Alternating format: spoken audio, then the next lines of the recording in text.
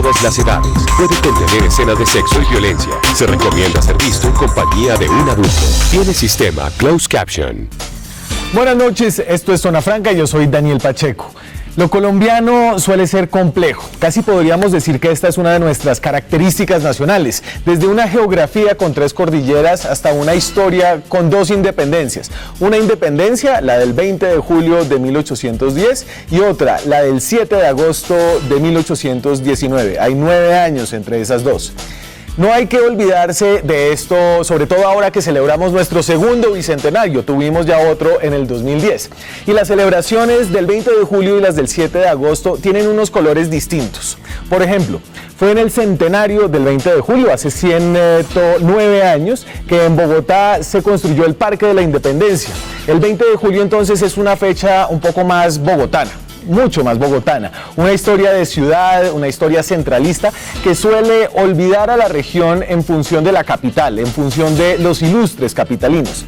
El 7 de agosto, por el otro lado, nuestro bicentenario actual es una historia que termina en Bogotá con la llegada del Ejército Patriota, pero que sucede en los campos de Colombia.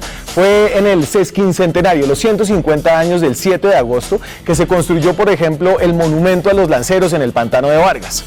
La del 7 de agosto es una historia que protagonizan personas de afuera de Bogotá, los ilustres incluidos, un caraqueño y un cucuteño, Santander y Bolívar. Por eso, tal vez esta, la del 7 de agosto, es una historia más rica en personajes y en colores, un bicentenario más diverso y en ese sentido un bicentenario mucho más nacional. Hoy entonces volvemos a nuestros especiales sobre el bicentenario y queremos hacerle un homenaje de memoria a ese país diverso de hace 200 años. Y siento que este bicentenario, además de un cansancio con los próceres, un cansancio con los héroes, tal vez en respuesta a nuestros próceres del tiempo actual, este cansancio ha despertado una curiosidad interesante por recuperar otras voces, por entender que la independencia no fue libertad para todos hace 200 años, por ejemplo. Como tampoco lo es hoy, la promesa de esta nación para muchos un bicentenario después. Aquí arranca Zona Franca.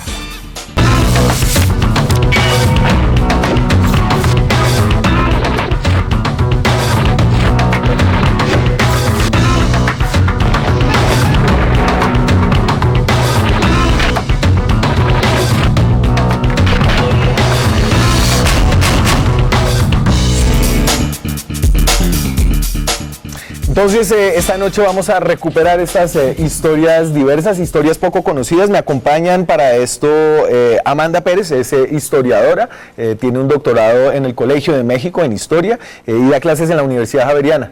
Amanda, muchas gracias por acompañarnos esta noche. Muchas gracias a ustedes por la invitación. Y usted me decía algo ahora, antes de que empezáramos, que me llamó mucho la atención, y es que tal vez es difícil para los colombianos sentirse relacionados con esta historia, no solo porque sea una historia muy compleja, sino porque es una historia que es un poco ajena a las personas comunes y corrientes. Sí, de acuerdo. Yo creo que a veces ese miedo a la historia tiene que ver con que pensamos la historia como héroes, como batallas, y no pensamos la historia como algo que construimos todos los días. Y así como la construimos en el presente, se construyó ese periodo de independencia largo del que estamos hablando. Arnovi Fajardo es historiador de la Universidad Nacional, da clases en la Universidad de Externado. Arnovi, muchas gracias por acompañarnos. A ustedes muchas gracias por la invitación, es un gusto estar acá. Vamos, usted que trae historias diversas. Algunas, hay muchas historias que se pueden contar, hay cosas que se están recuperando afortunadamente y son voces que se están rescatando para que todo el mundo la pueda conocer. Y otras que nos estamos inventando. No tanto.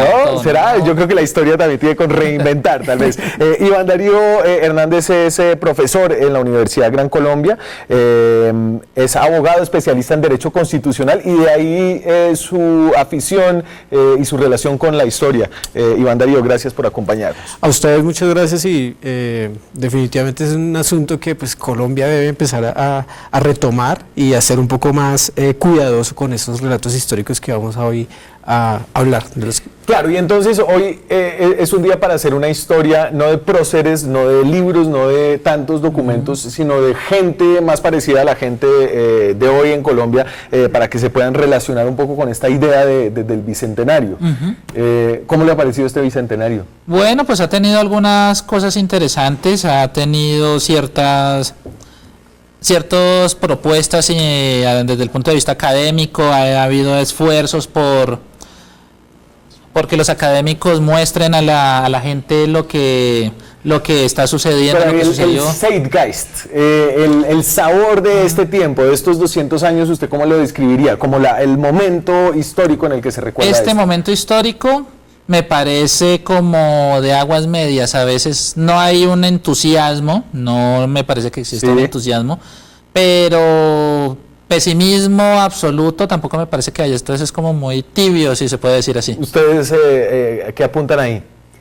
Pues yo diría que es un bicentenario donde yo no he visto realmente como una emoción de la gente por el bicentenario. Digamos que uno no ve como esa emoción como con un partido de fútbol o con el triunfo de Egan Bernal, pero sí hay algo que se mueve si allí. la hubo, ¿usted cree que ese tipo de emoción sí se logró generar en los sesquincentenarios, en los centenarios, digamos? Yo creo que en los centenarios había una campaña muy fuerte de producción de la historia nacional. Sin embargo, creo que estamos en unos tiempos muy diferentes y también eso es normal. Lo que pasa es que tenemos que reinventarnos esa apropiación de la historia. Yo creo que eso es muy importante porque más que reinvención de lo que tú estás hablando, yo creo que estamos hablando de resignificación. Y es que es un momento, diría yo, propicio para repensarnos como nación, el que estamos viviendo. Y justamente el momento que estamos celebrando, los 200 años que estamos celebrando, fueron también unos tiempos con un signo de gran incertidumbre. La gente no sabía qué iba a pasar después, como nosotros quizás no sabemos muy bien qué es lo que va a ocurrir después con el posacuerdo, qué es lo que va a ocurrir en este periodo tan complejo con tantos actores en el que vivimos, pero creo que es muy importante entonces justamente traer esa historia para mirarnos en ese espejo y ver que no siempre tenemos certidumbres frente al futuro. El sabor de los tiempos actuales, Iván Darío. Sí, no, yo creo que hay varias cosas que debemos evaluar, ¿no? Como el papel de la mujer que tuvo con ocasión a la independencia, ¿sí? Después del 7 de agosto, inclusive desde el periodo del 20 de julio. ¿Qué ha pasado cuál ha sido el papel luego que se obtiene la independencia material de la colonia, de la corona española en Colombia? La falta de identidad que se suele presentar entre la ciudadanía y la clase política. Yo creo que es un asunto que también se debe valorar para entender algunos aspectos que nos deja el bicentenario. Entonces déjenme empezar, estuvimos, la periodista de este programa estuvo en la exposición que hace el Museo Nacional. Los invito a visitarla, que es una exposición que busca recoger un poco historias de estas, historias distintas, una exposición en los 200 años que como usted anotaba, Amanda, no está dedicada ni a la figura de Bolívar, ni a la figura de Santander, ni de Antonio Nariño. Y entonces les voy a contar esta primera historia que hace Angélica Latorre acerca de Francisco, un esclavo bajo el régimen realista, liberado bajo el régimen republicano, que luego tiene un destino no tan feliz en esta independencia.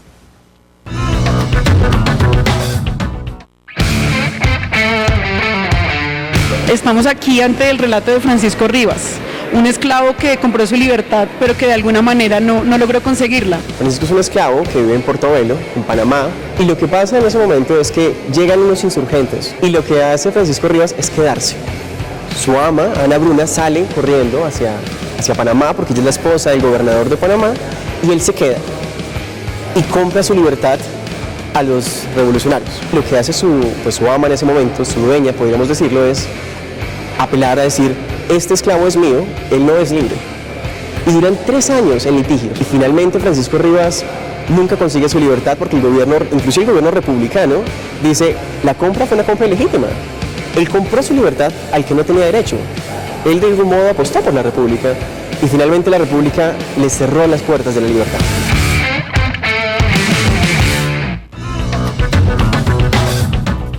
A Francisco Rivas le cerraron las puertas de la libertad. Entonces hablemos un poquito de esta independencia para los otros, incluyendo a esos primeros afrocolombianos.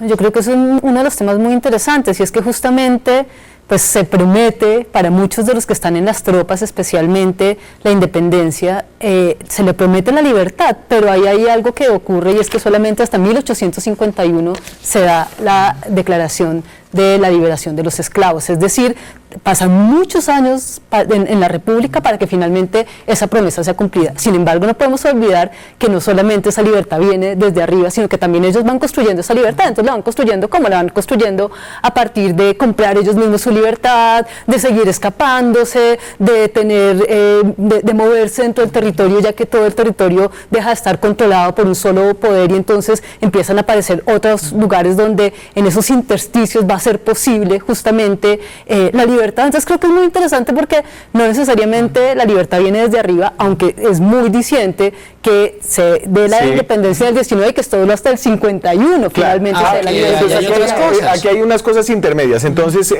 se implanta lo que se llama la manumisión en ese momento, y unas reglas específicas acerca de la propiedad de la importación de los esclavos. Y tengo aquí como una lista de punticos de lo que quedó en la ley de manumisión del 821, que fue la primera constitución después de la independencia, de la batalla de independencia aquí en Colombia. Entonces, se prohibió la importación de nuevos esclavos al país.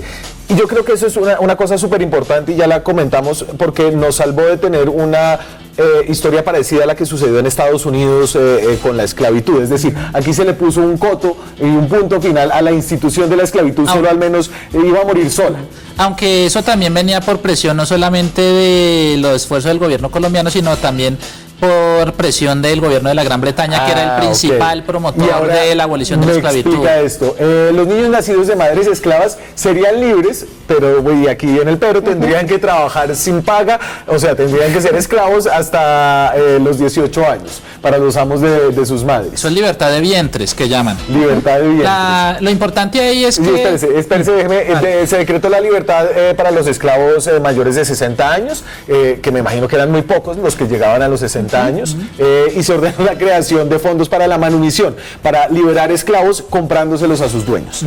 No, lo importante son dos cosas. Por ejemplo, con la libertad de vientres es como una medida de compensación económica para el amo tener al esclavo mientras está con la madre.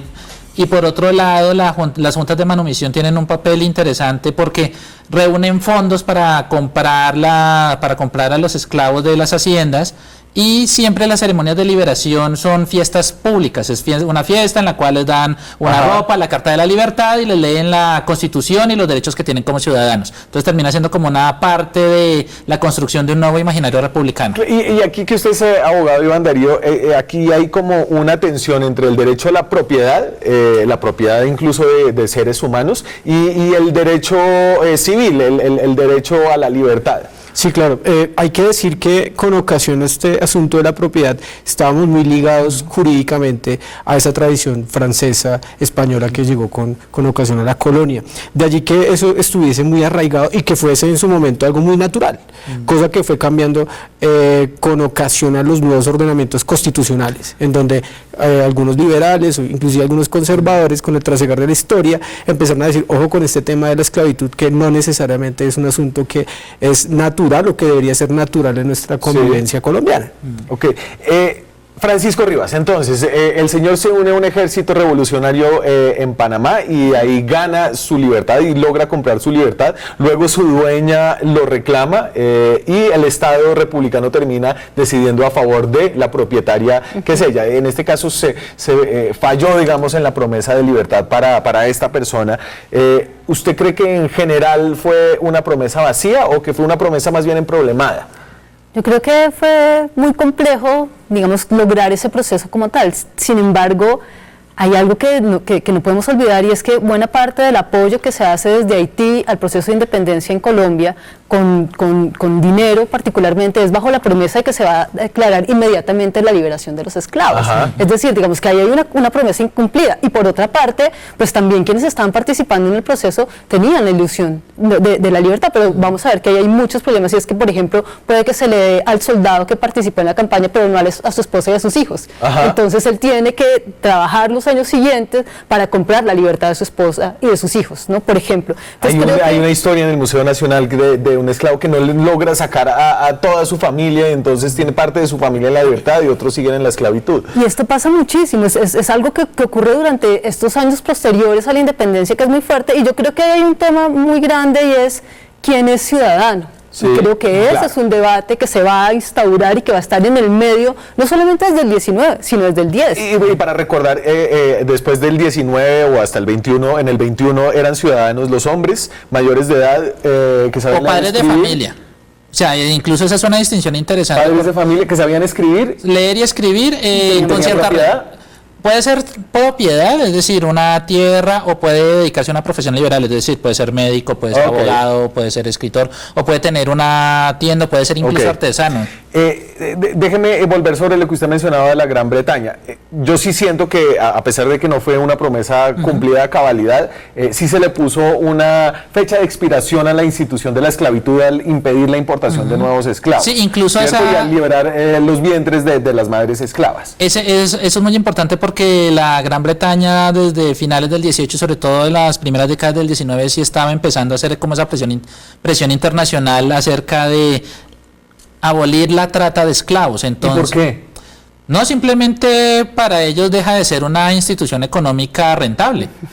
Ya están como a portas, empezando los primeros tiempos de la revolución industrial, Ajá. y entonces se puede conseguir otro tipo de mano de obra que puede ser más eficaz, incluso más económica, y ya el sistema esclavista lo estaban viendo como algo no solamente obsoleto, sino poco práctico desde el punto de vista económico. Déjenme lanzar cómo cayó esta decisión en el contexto regional. La esclavitud siendo una institución que funciona de maneras muy distintas dependiendo de las regiones, en el Cauca y el Valle del Cauca con las grandes plantaciones y la explotación de caña, y en cambio Cundinamarca con una población afro, me imagino que muy reducida. Esa se la tiro al que la quiera agarrar. Bueno, pues en ese sentido yo debo decir que es algo que aún es problemático, ¿no? Vemos que en algunos sectores de la economía, por ejemplo en el Valle, mayoritariamente cierta comunidad es propensa a hacer ciertas labores, ¿no? Es un tema que no necesariamente se ha resuelto, ¿sí? O por lo menos desde la perspectiva sociológica. O sea, los negros siguen siendo corteros. Sí, y inclusive sus derechos laborales aún se ponen en duda en Colombia, Sí. en fin, y eso sucede de alguna forma o diferentes formas más bien en diferentes regiones del país. Eso sí, el cuestionamiento de la economía, de la esclavitud como institución económica afecta mucho lo que era el motor de la economía del suroccidente colombiano, Claro. que era la producción de minas de oro. minería. Entonces Claro. esas son muy afectadas, y lo mismo el sistema de hacienda del suroccidente colombiano también es muy afectado ahí, los trapiches, la producción de caña, e incluso lo que se hace es reclutar gente. Por ejemplo, salen de Antioquia 5.000 esclavos que son llevados al Ejército Libertador para pelear en Venezuela poco después de la batalla de Boyacá. Tenemos más historias esta noche, historias que recogeremos, y yo creo que terminamos recogiendo las voces de las minorías que hoy reclaman más representación, de los afrocolombianos, de los indígenas, de las mujeres y de las distintas minorías religiosas y extranjeros. Con eso volvemos después de comerciales.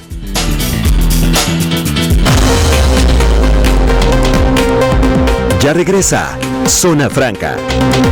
Franca.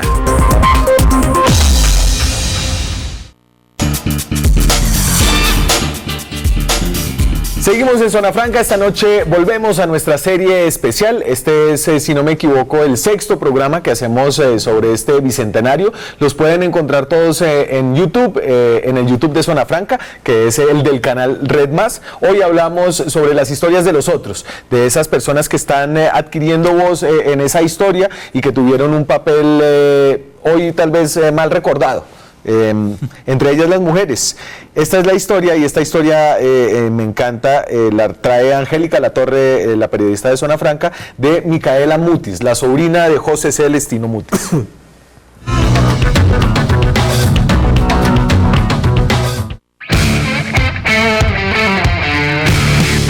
Estamos acá en la sección de las mujeres para recordar desde distintas voces cuál fue el desenlace para sus vidas. Micaela Mutis es una de esas mujeres, una ciudadana ilustrada que estaba, digamos, en un lugar elevado de la escala social, casada con un realista. Cuéntanos por qué ella reclama que perdió su libertad. El apellido Mutis es algo, o sea, ella es sobrina de José Celestino Mutis. O sea, ella en su 7º embarazo, el esposo huye.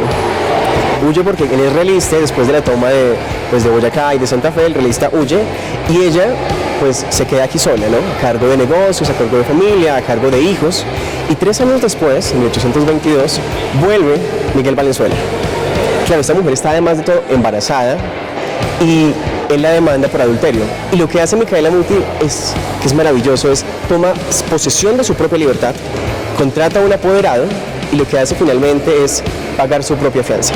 O sea, es una mujer que movilizó todos los elementos posibles de un régimen republicano para poder salvarse a sí misma, salvar sus negocios, salvar a su familia y retomar parte de la herencia. Es un personaje maravilloso de estos que nos permite ver cómo las mujeres también se apropiaron de un lenguaje republicano.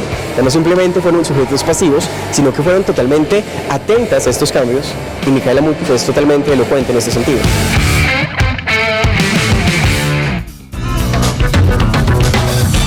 Y le faltó terminar de contar al historiador del Museo Nacional que Micaela Mutis pierde el pleito, termina en la cárcel, su ex esposo realista termina con sus propiedades y como castigo al padre del hijo tenido como en medio del adulterio, lo dejan en libertad pero le dan la crianza del hijo.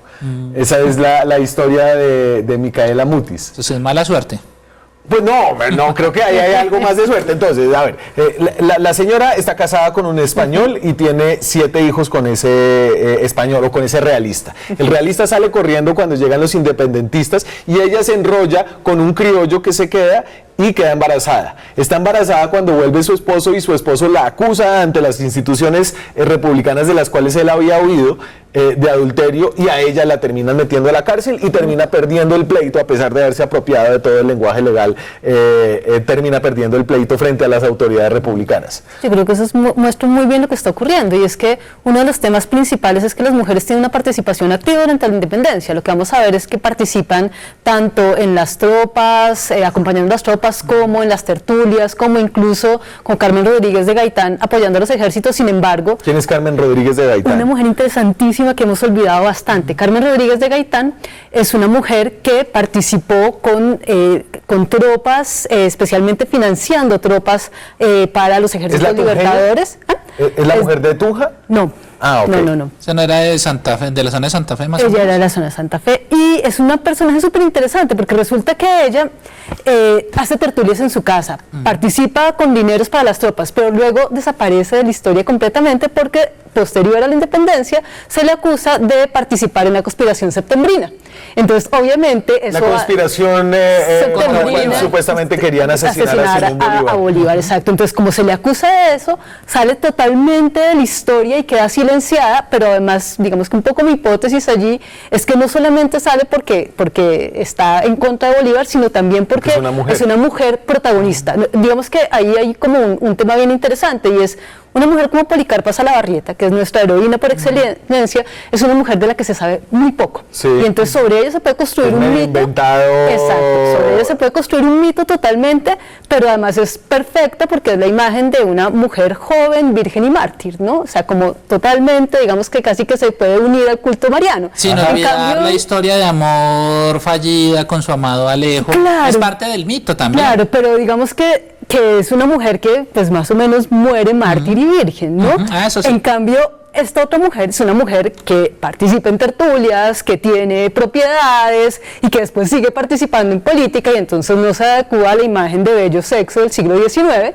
porque es una mujer activa y entonces se silencia totalmente. Apenas hay 2 retratos de ella en el Museo Nacional y se los aseguro que casi ninguno de nosotros sabemos sobre ella, ni sobre su hermana Juana Rodríguez, que también es súper interesante. Entonces creo que allí hay también una muestra, en este caso que tú nos pones, de qué es lo que está ocurriendo, y es que la ciudadanía no es para todos. Si bien hay muchos que tienen el lenguaje republicano y que han participado durante el proceso, tanto en la discusión como en el proceso mismo de las batallas, esa ciudadanía no va a ser una ciudadanía igualitaria, y recordemos que a las mujeres solamente se les da el voto hasta 1957. Pero no es un contraste muy grande entre la conspiradora frente a la libertadora y el libertador, toda esta deificación que se hizo de Manuelita Sáenz en comparación a al olvido que se ha tenido con Carmen de Gaitán. Es raro porque a Santander lo recordamos, ¿no? A Santander, que también es el otro conspirador, lo recordamos, y recordemos que además durante el siglo XIX el héroe por excelencia fue Santander, durante la época liberal y solamente Bolívar vuelve al escenario durante la regeneración. Entonces eso también es muy interesante, porque ¿por qué Santander sigue en el imaginario colectivo y Carmen Rodríguez desaparece totalmente?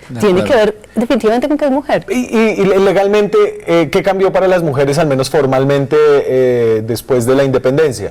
Bueno, yo creo que aquí viene otra parte crítica, y hay que decirlo, que parte del hecho de que la historia del papel de la mujer ha sido escrita por hombres, y eso es lo que se suele sugerir desde la perspectiva crítica. Cuando se habla del papel de la mujer se suele acudir a las anécdotas de las mujeres que prestaron sus enaguas para proteger a las personas que venían con el Libertador antes del 7 de agosto para que pudiesen afrontar de una mejor manera el tema del frío. Sin embargo, su participación, como vamos a ver, se dio en mejores condiciones, o su participación fue de espionaje, como lo decía la compañera, fue también, tuvo mucho que ver con la intervención militar, en fin. Legalmente, ¿qué pasó con este asunto? No necesariamente se le dio la trascendencia que era, por lo que les indicaba. A ver, ¿no tenían el voto? ¿Tenían derecho a propiedad? En ese momento todavía no, se les dio más o menos como en los años 30 del siglo XX. O sea, las mujeres tenían que tener un representante, ¿cierto? Que era el papá o el esposo o el hermano mayor en esos casos, o sea, como el jefe de la familia. Y por eso la idea de ciudadanía ligada a padre de familia está muy fuerte ahí después de la independencia. Hay otra mujer de apellido Lopera, ¿cómo es que se llama? Aquí tengo su retrato y su historia.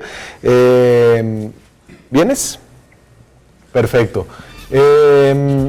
Y entonces esta mujer se llama Concepción Loperena, perdón. Al estar los hombres en la guerra, claro, se abrieron oportunidades, y esto lo sacamos de la exposición también, se le abrieron oportunidades a las mujeres como ponerse al frente de los negocios de sus hogares, porque los maridos estaban en las guerras, sin descuidar sus trabajos tradicionales. Y entonces María Concepción Loperena, una mujer realista, estaba a cargo de su hogar y decidió quemar los cuadros del rey, liberar a 100 esclavos y le regaló 200 caballos a Simón Bolívar. Y yo creo que debe haber una cantidad de estas historias un poco regadas y un poco olvidadas, que sí, no se han podido como acumular bajo una gran heroína, y una gran heroína distinta a Policarpa Salabarrieta. Sí, yo creo que es un periodo de una transición enorme, y es un periodo de una desestabilización política y social muy grande. ¿Qué ocurre allí? Que los hombres en buena medida se van a la guerra. Y no solamente, recordemos que la guerra no termina en el 19, la guerra va a seguir. Y entonces las mujeres... ¿Hasta cuánto se demora Cartagena? 21, hasta el 21. Pero además la campaña libertadora va a seguir toda la década del 20, ¿no? Entonces ahí eso es muy importante señalarlo, porque además es un momento en que las mujeres quedan a cargo en buena medida de los hogares, quedan a cargo de las empresas familiares y tienen que ponerse al frente de ellos. Sin embargo, no se les va a dar un reconocimiento legal. Entonces creo que es un proceso muy interesante y deberíamos estudiarlo de esa manera, como un proceso de transición. ¿Qué ocurre los procesos de transición? Los procesos de transición a veces, como decía anteriormente, generan incertidumbre y generan miedo, pero también son procesos muy fructíferos, porque resulta que entonces se van a empezar a interesar por los negocios, va a empezar a aparecer un interés en la educación, van a aparecer mujeres como Josefa Acevedo de Gómez, la hija del tribuno del pueblo, que va a dedicarse a ser escritora. Es una mujer increíble también. Pero entonces déjenme empezar a flotar esta pregunta. Hay una interpretación de la historia, y yo creo que una interpretación de la historia que se hace sobre todo desde la academia de izquierda en Colombia, que dice que en la independencia y durante el bicentenario que celebramos hoy, hubo simplemente una transmisión de poder de unos blancos españoles a unos blancos elitistas criollos, y que realmente no ha cambiado nada, y no cambió nada en ese entonces, y no ha cambiado nada. Esa es una idea que viene más o menos desde los años 60, 70 con Indalecio Líbano Aguirre, con una propuesta de cuestionamiento de lo que decía la Academia Colombiana de Historia. Entonces ahí vienen los grandes conflictos sociales económicos, ahí es donde está la revisión de Arturo Abella, un montón de personas que terminan preguntándose, bueno, ¿y dónde están los demás además de los próceres? Sí. Y por esa vía también se fue permeando un poco del discurso de la interpretación marxista de la historia, en la cual la historia no la hacen los individuos, sino que la hacen los colectivos, y entonces una parte del ejercicio era buscar cómo encontrar a los oprimidos, a los humildes, pero en esa visión terminaron con ciertas contradicciones, porque algunos de los oprimidos y de los humildes no peleaban por su libertad, sino que peleaban por la causa del rey. Entonces, como los indígenas. Como por los ejemplo. indígenas, por ejemplo, la zona de Pasto o la zona de Santa Marta. Pero ahí hay que tener cuidado, porque si estaban peleando por su libertad, lo que pasa es que su libertad no correspondía a las ideas de libertad que tenían los criollos, pero Eso es. digamos que sí por su autonomía frente a los criollos que habían estado todo el tiempo presionándolos y tratando de quitarles sus tierras, tratando de quitarles su autonomía, y el gobierno español les ofrecía mejores Lo interesante ahí es, ¿no? lo interesante es eso, cómo sus intereses particulares se ven mejor representados en otra postura política distinta a la de la libertad o a la de la independencia que se proponía antes. Claro, y eso fue, y digamos que los indígenas fueron utilizados les fueron ofrecidos y terminaron siendo como una parte en contienda. Dame, Juanse, que me estoy desordenando acá, pero la última, la de los realistas de Pasto. Y entonces aquí, y esto lo traigo de un documento de Platt y Sather, de dos estudios citados por Echeverry, y entonces habla de estas alianzas de Pasto entre los indígenas y los realistas, y dicen ahí su participación y la manera en la que se situaron como aliados políticos y militares de los realistas fueron profundamente estratégicas, y al proporcionarles grandes beneficios comunitarios como la reducción perpetua del tributo del impuesto, les pusieron en una posición privilegiada entre los realistas de la Nueva Granada, ¿no? Y entonces aquí no era tan obvio que había un lado que son los buenos, que son los independentistas, donde estábamos todos juntos, y uno malo, donde estaban los españoles, solos, sin nadie más. Y es que hay que recordar que antes de este periodo no había una nación, y eso es muy importante señalarlo. Resulta que este es el periodo en el cual se está construyendo una nación. Entonces no podíamos estar de acuerdo, porque había intereses muy distintos en cada una de las regiones. Yo quiero sacarle más sentido a esta idea de que no había una nación. Deme ¿cómo hago que la gente entienda que es una nación y que no había una nación? Bueno, yo creo que eso es muy importante señalarlo. La construcción de un Estado nacional es una construcción que se da lentamente en el caso latinoamericano durante el siglo XIX, pero podríamos decir en todo el mundo se están construyendo las naciones. Las naciones no existen previamente, lo que existen son unas regiones, y más unas regiones muy diferenciadas, sí, sabemos geográficamente, pero también podemos decir O culturalmente. sea, no hay Colombia en ese momento, no se dice vivimos en Colombia. Con respecto a eso sí quisiera decir algo. No se dice que vivimos en Bogotá. De hecho, Bogotá se empieza a llamar Bogotá de mañana, más o menos mañana en 200 años, cuando entró Bolívar y finalmente se dejó de llamar Santa Fe. Claro, normalmente lo que sucede es que al haber una nación con una identidad, que creo que aquí fue lo que no hubo, se supone que a partir de eso se crea un modelo de Estado. Aquí lo que sucedió es, no hay una nación, no hay una identidad, y a pesar de eso se trajo un modelo de Estado que no necesariamente atendía los requerimientos de la situación del momento, de los ciudadanos, de lo que necesitaban los ciudadanos del momento. ¿Qué fue lo que se hizo? Se trajeron algunas instituciones jurídicas muy propias de donde estudiaron nuestros próceres, Francia, inclusive los Estados Unidos, y trataron de acomodar esas instituciones jurídicas a nuestras realidades. Cuando la lectura crítica dice que, ojo, pilas que puede que los problemas que tengamos hoy en día en Colombia tengan mucho que ver con la implementación de esas instituciones jurídicas que no necesariamente obedecen a nuestras realidades. Me voy a la pausa, seguimos con esta historia de los otros en este bicentenario. Ya volvemos.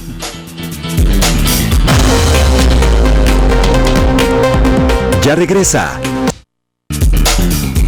Seguimos en Zona Franca, estamos en nuestra serie de especiales sobre el Bicentenario, hoy hablando sobre la historia de los otros, de las mujeres, de los negros, los indígenas, los extranjeros, y hablábamos sobre esa idea de que en el 19 no había nación.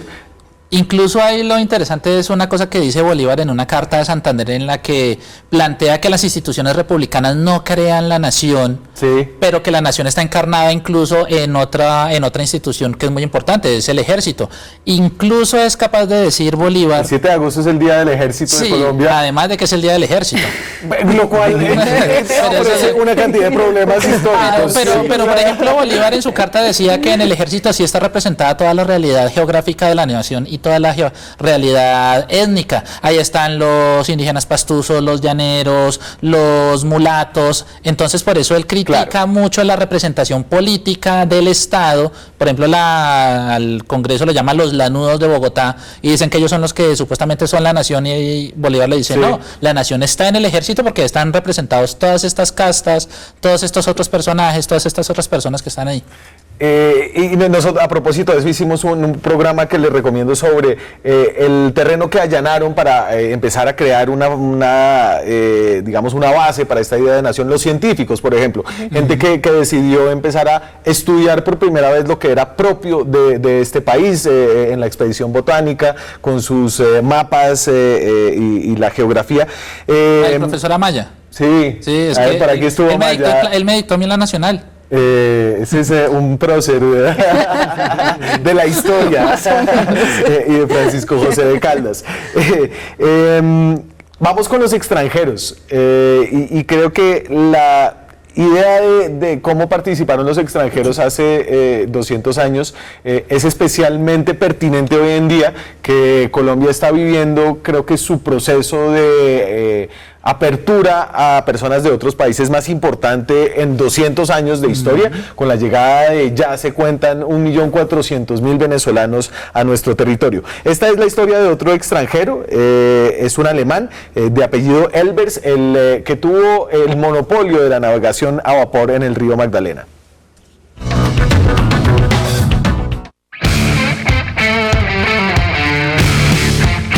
Para que se lograra la independencia hubo personas como Juan Bernardo Elbers, un alemán, que puso parte de su fortuna para la causa de independencia. Cuéntanos por qué fue importante este alemán. Unas cantidades gigantescas de extranjeros llegan, no solo a las tropas, no solo a los ejércitos, sino acompañándolos.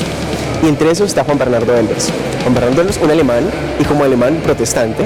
Y lo que hace Elbers es que él dice, desde los años 1817, 18 y 19, yo apoyé la causa de la República. Él en ese momento estaba asentado cerca de las Antillas o en Jamaica, y él envió dinero y armas y barcos para la causa republicana.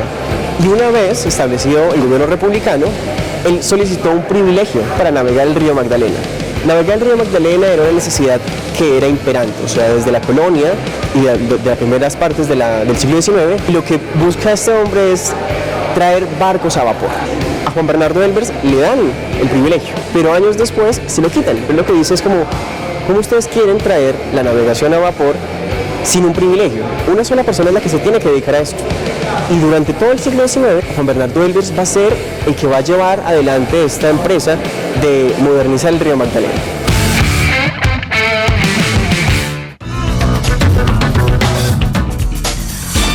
Y este país sigue concesionando a extranjeros y nacionales partes de la infraestructura, que es lo que hacen hoy las 4G y las 3G con nombres extranjeros distintos. Es que incluso hay un asunto interesante. Cuando nosotros nos independizamos, nosotros nos planteamos no como país agrícola ni cafetero ni nada de eso, sino como país minero.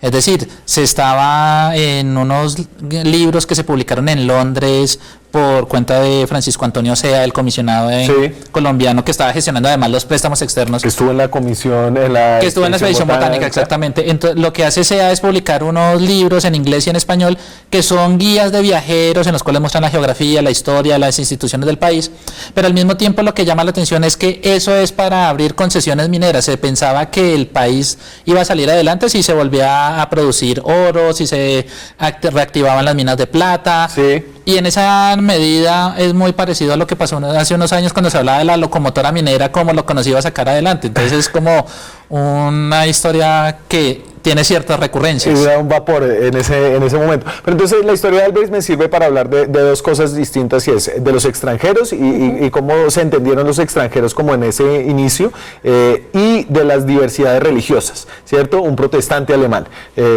Usted coja de ahí lo que quiera. Yo creo que hay algo muy importante, y es que es una época de gran migración.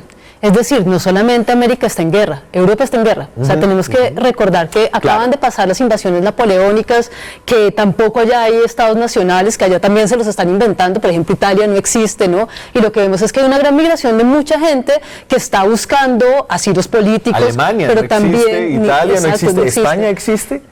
Bueno, podríamos decir que va a ir construyendo como nación lentamente también durante el siglo XIX. Es decir, la independencia implica la construcción de estados nacionales a los dos lados del Atlántico, no solamente en América. Y eso es una cosa que es importante no perder de vista, porque si no, como que pensamos que es que nuestra nación es muy joven con respecto a otras naciones, y no es cierto. O sea, las naciones europeas se están creando en el mismo momento. Pero además es un momento de una gran Hay cantidad un de debate migrantes. enorme si la nación, es decir, si hay la historia anterior que han tenido todos esos países ya preconstituyen como una nación, pero bueno. Claro, pero es muy difícil pensar en que esa Italia que se está construyendo en ese siglo XIX va a tener un antecedente exacto del Imperio Romano. ¿Cómo lo vamos a decir? O sea, porque precisamente allá están en guerras. Y eso es lo que yo quiero señalar, y es que las guerras producen una gran cantidad de migración. Y lo que vamos a tener en ese momento es una gran cantidad de migrantes que vienen huyendo de los conflictos en Europa, y migrantes que piensan, digamos, el liberalismo como una gesta universal. Es decir, el liberalismo se convierte en una causa que no es solamente una causa nacional, el liberalismo y el republicanismo. Los principios serían entonces estados-nación con separación de poderes, con libertad individual, libertad de propiedad, y con el origen de la soberanía radicada en el pueblo. Exacto. Le hace hombres blancos propietarios.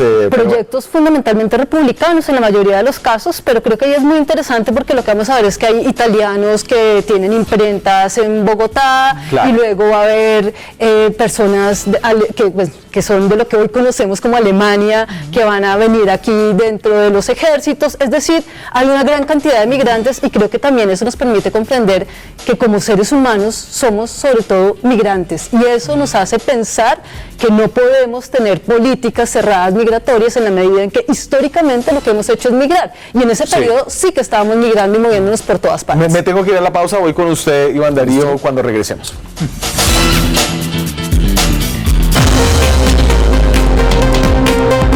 Ya regresa Zona Franca. Seguimos en Zona Franca, estamos de bicentenario.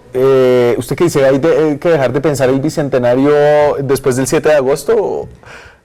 No, yo creo que es una fecha que no se puede olvidar, y de hecho hay que hacer un poco más de ahínco con respecto a lo que pasó ese día, sí, en 1819.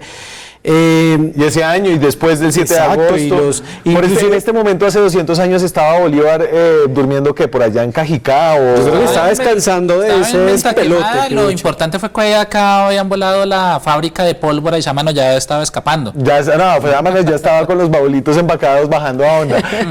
Juan Esteban Constadín escribe una muy buena columna esta semana sobre la historia de... En Bogotá no sabían qué estaba pasando ese 9 de agosto por estas. Entonces sale alguien a recibirlo y se encuentra un hombre vuelto nada, sucio, en un caballo más o menos rangoso, y lo amenaza y le dice: ¿quién vive ahí? Y Simón Bolívar, y es Simón Bolívar, le dice: no sea pendejo.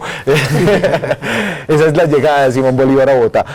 Entonces, hablábamos sobre la nación y la construcción de nación. ¿Usted quería agregar algo ahí, Iván Darío? Sí, no, básicamente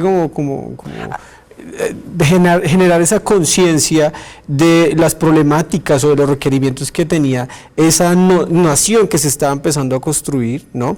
Con esas realidades, con esos momentos que tuvo que sufrir para empezarse a construir, ¿sí? A partir de ello, sí, oiga, generemos una conciencia sobre nuestros requerimientos y creamos, y ese fue el deber ser, y que empecemos a crear nuestras instituciones a partir de nuestra identidad.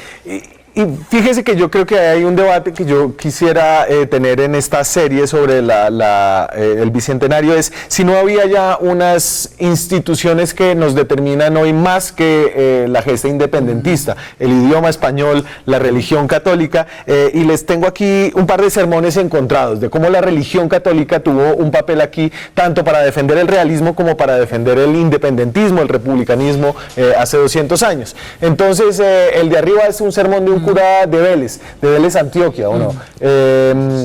¿Qué hay más opuesto a aquel señor que nos crió libres e independientes que la dominación de los reyes? Ese era el sermón que les estaba dando. Obviamente este era un cura republicano. El obispo realista de Cartagena, en cambio, dice lo siguiente: ningún vasallo rebelde de su majestad católica tiene derechos ni fundamentos ni aparentes para destruir el trono de su rey y señor. Las rebeliones están condenadas en las Santas Escrituras, ¿no? Y son dos visiones totalmente distintas en la religión como institución importante durante esta época. Sí, efectivamente lo que vamos a ver es que el clero también se divide, así como hay una división social en relación con qué actitud tomar frente a la nueva república, en el clero va a haber lo mismo. Y bueno, y hay historias maravillosas como la de Rosillo, ¿no?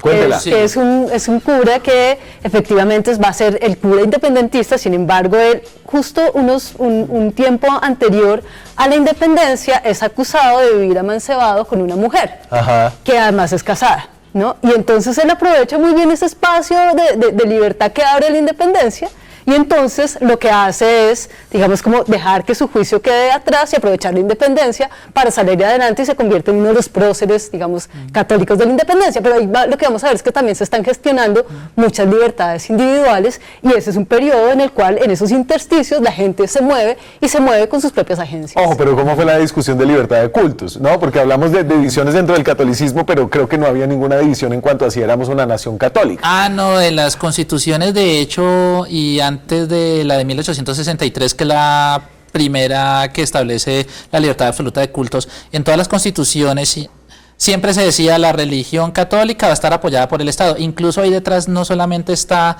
la parte ideológica, la parte simbólica de la religión católica, sino también un instrumento de gobierno. Lo que hacen las autoridades republicanas es asumir una facultad que tenían los reyes de España, que era el patronato eclesiástico. Una facultad que le permitía designar curas, obispos, establecer delimitaciones, incluso recaudar como impuesto público el fondo del diezmo, que era impuesto de los y es que, Arnaud, recuérdele a la gente que en ese momento la Iglesia Católica no era solamente un lugar de culto y oración, sino que eran los educadores de todo el país, eran los censores de todo el país. Y además era la institución de crédito.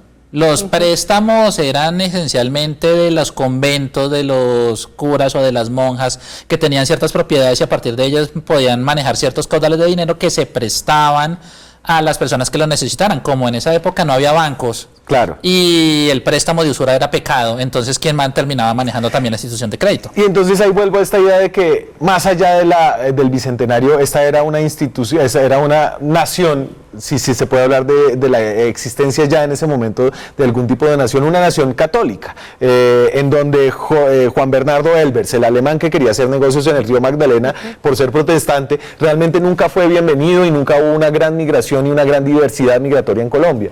Sí, efectivamente, digamos que se piensa como una nación católica, sin embargo, tampoco podemos decir que no pasó nada después de la independencia. Por ejemplo, hay unos debates enormes en torno a quién va a manejar la educación, que especialmente van a ser muy, muy fuertes desde la década del 30, y que van a producir guerras civiles. O sea, digamos que ahí también se está pensando cómo construir una cohesión nacional desde la educación y no solamente desde la iglesia, que es lo que se va a echar un poco para atrás con la regeneración. Entonces yo creo que también es interesante ver que sí pasaron cosas, digamos que sí hay unas transformaciones, no hay una continuidad total entre la historia colonial y la historia republicana, sí hay unas transformaciones, sí hay unas experimentaciones políticas que yo, ahora que tú preguntabas que tenemos que celebrar, yo diría que es un buen espejo para reflexionar cómo podemos pensar en construir acuerdos colectivos, cómo podemos pensar en construir cosas que nos puedan identificar, pero cómo podemos pensar en configurar un tejido social que le apueste, por ejemplo, a la libertad y a la soberanía. Y frente a esta idea de izquierda, un poco de la historia de este revisionismo en que no pasó nada, siempre ha sido una transmisión de poder de élites en élites.